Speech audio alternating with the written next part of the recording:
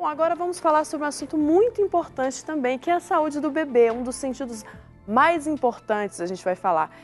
E esse sentido, né, que é considerado o sentido mais importante da criança, é a audição.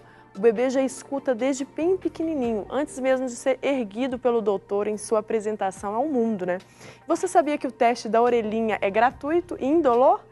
Eu também não sabia disso, mas quem vai esclarecer as possíveis dúvidas sobre este tema é a fonoaudióloga doutora Ludmila Fazito. Seja muito bem-vinda ao nosso programa, doutora Ludmila. Bom, esse tema é bem desconhecido ainda por a maioria das pessoas, pelo menos, né?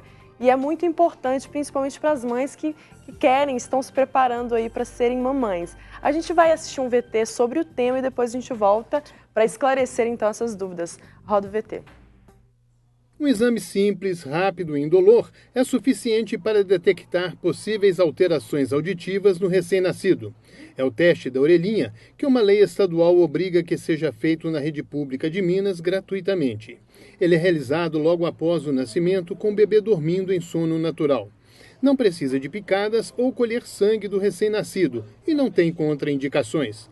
Dura em torno de 10 minutos. Se o bebê tiver algum problema de audição ao nascer, aí já descobrindo, já dá para iniciar o tratamento. Um fone acoplado a um computador é colocado na orelha do bebê e emite sons de fraca intensidade.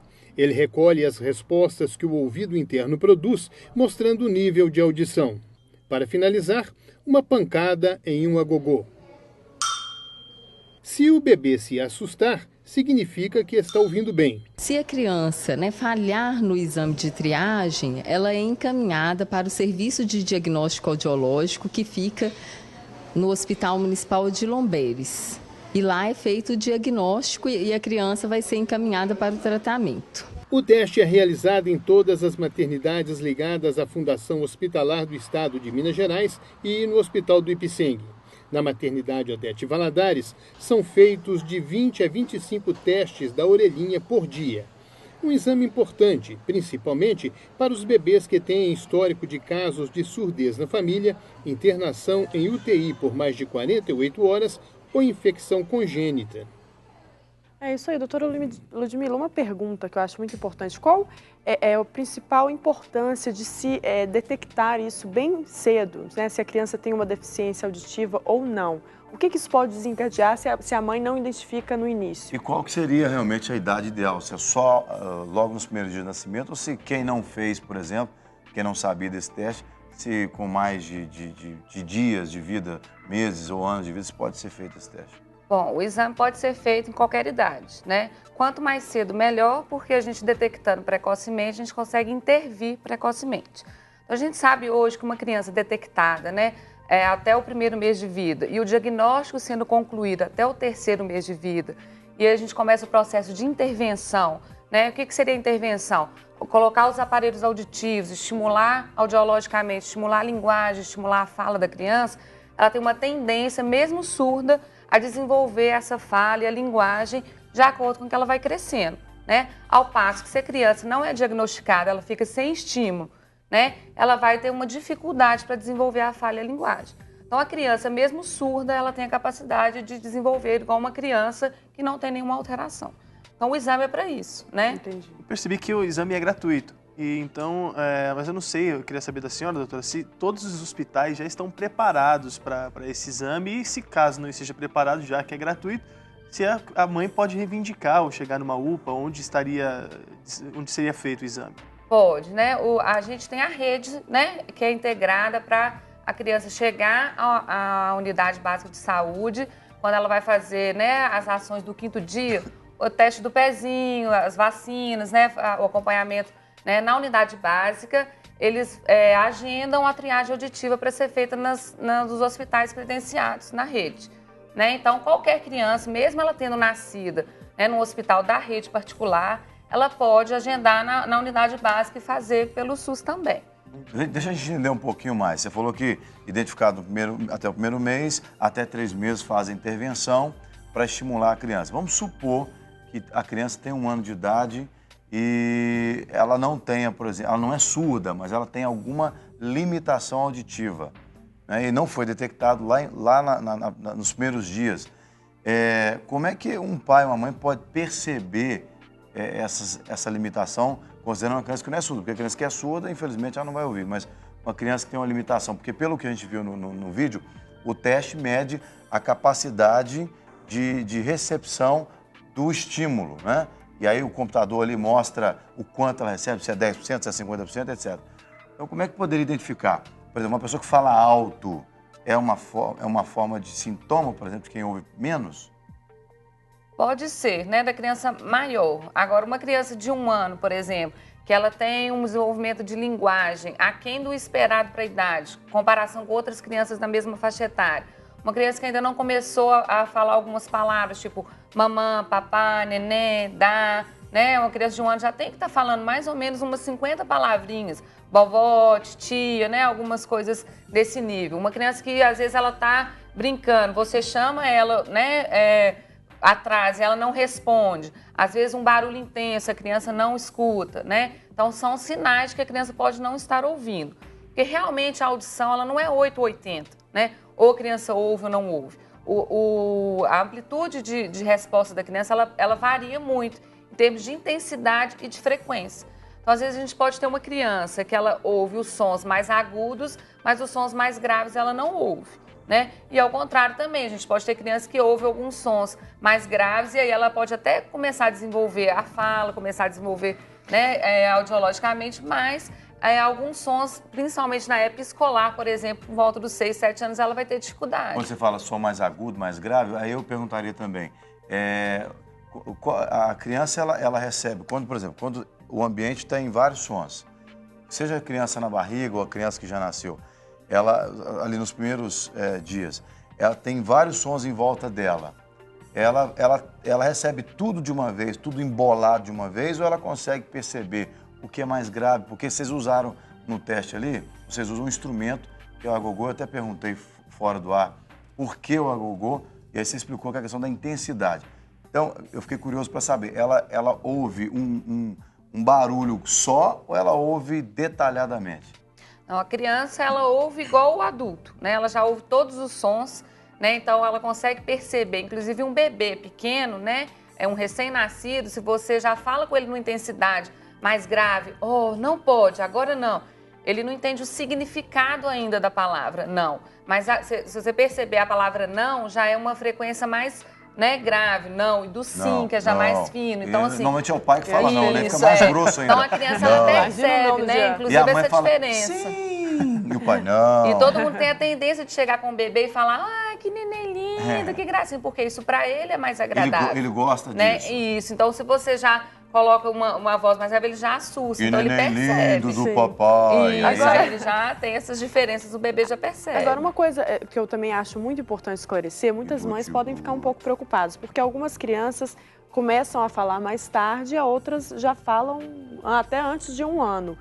Qual que seria, então, o que determina que a audição da criança está talvez um pouco afetada, né? É normal a criança, às vezes, falar com 1 ano e meio, enfim. O que poderia determinar, então, não, ela tem uma falhinha na audição? Se a mãe tem uma suspeita, a gente tem que investigar, né? Então, se ela acha que a criança é desatenta, que ela não ouve, né? E mesmo ela tendo feito o teste da orelhinha, né? Fazendo a triagem auditiva não significa que a criança está imune de ter problema de audição. A gente sabe que a triagem, ela pega, né, a maioria dos casos. Mas as crianças, igual falou, né, no vídeo, de alto risco, são as crianças prematuras, que ficam na UTI, criança que tem histórico na família de perda progressiva, ela tem que ser acompanhada. Então, existe o acompanhamento audiológico, né, de se fazer o exame, né, por volta de 1 ano novamente, e aí a mãe é orientada a acompanhar esse desenvolvimento. Então, é uma suspeita da mãe, do pediatra, da escola, né? Aí o exame, né, audiológico, ele tem que ser repetido. Doutora, a gente sabe que cada caso é um caso, cada criança diagnosticada talvez com uma deficiência ou com uma limitação. Mas levando em conta, assim, a média, como que seria o tratamento para conseguir desenvolver a fala de uma criança que talvez tenha aí 80%, 90% da sua audição limitada? Como que trabalha esse tratamento desde pequenininho até um pouquinho maior? Bom, a gente tem tecnologias hoje, né? Os aparelhos auditivos, que a gente chama de aparelho de amplificação sonora individual, geralmente são colocados, né, nas 2 orelhas. dentro do espectro de cada problema de cada criança. Então, um aparelho não pode ser usado por outra criança, não pode doar, não pode pegar emprestado, tem que ser, né, realmente bem indicado. E estimulação auditiva. Então, a criança ela vai ser ensinada a prestar atenção nos sons de acordo com o que o aparelho fornece para ela. Porque o aparelho também não é igual um óculos, né, que você coloca e consegue enxergar de uma forma quase que perfeita. Ele vai amplificar os sons em volta e vai ser programado para amplificar o som que a criança precisa. Né? Então, a criança também precisa ser ensinada a ouvir com esse aparelho. Né? Então, ela tem que fazer terapia fonoaudiológica, né? Uma estimulação no consultório, dia a dia, estimular na escola. outros sentidos também, né? Também, né? No sentido visual, ela aprende a fazer leitura labial. Então, ela vai... Isso porque a audição está intrinsecamente, o desenvolvimento da audição está intrinsecamente ligado ao desenvolvimento da fala aí, né? E vice-versa. A gente aprende a falar ouvindo, né? Entendi. Agora, eu acho que cabe essa pergunta aqui, porque eu, pelo menos, nunca vi ninguém ensinando como é que você limpa o ouvido de criança, de bebezinho. Porque, às vezes, os pais pensam que tem que sair enfiando cotonete em tudo quanto é buraquinho, né? Do roxinho do neném. E não é bem por aí, né? Você tem que ter muito cuidado. Ao contrário, né? Na verdade, os otorrinolaringologistas costumam dizer que você só pode limpar o ouvido com o seu cotovelo. Se você conseguir colocar o seu cotovelo dentro do ouvido, pode. Né? Então, dentro do ouvido do bebê, na verdade, você vai limpar a orelha, né? É só o pavilhão mesmo, nada, nem aquela voltinha que às vezes fica todo mundo com a tentação, né, de fazer aquela voltinha dentro do ouvido, não é indicado.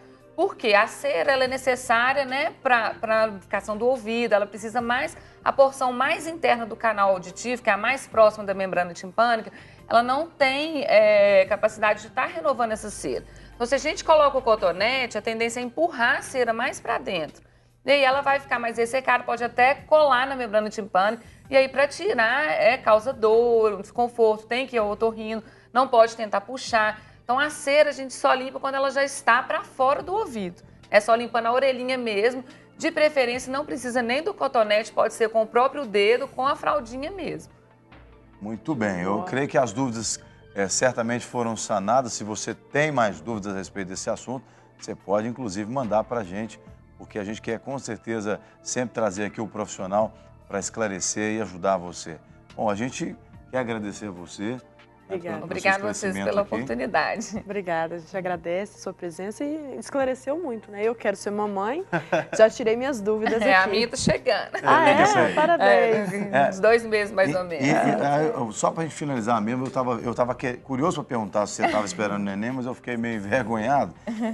O neném na barriga, ele ouve ou ele só sente a vibração da voz da mãe? Não, ele ouve, né? Ele então, já ouve desde a 20ª semana, mais ou menos o 5º mês, aí 22ª semana. Meses já? Tô com 7 meses. É menino ou menina? É menina. Então só a neném tá ouvindo o nosso bate-papo aqui? Tá, escuta, já tá prestando atenção. E aí, no caso, claro que ela deve ouvir a nossa voz numa menor intensidade do que ela ouve a sua, né? Porque a sua tá saindo lá de dentro.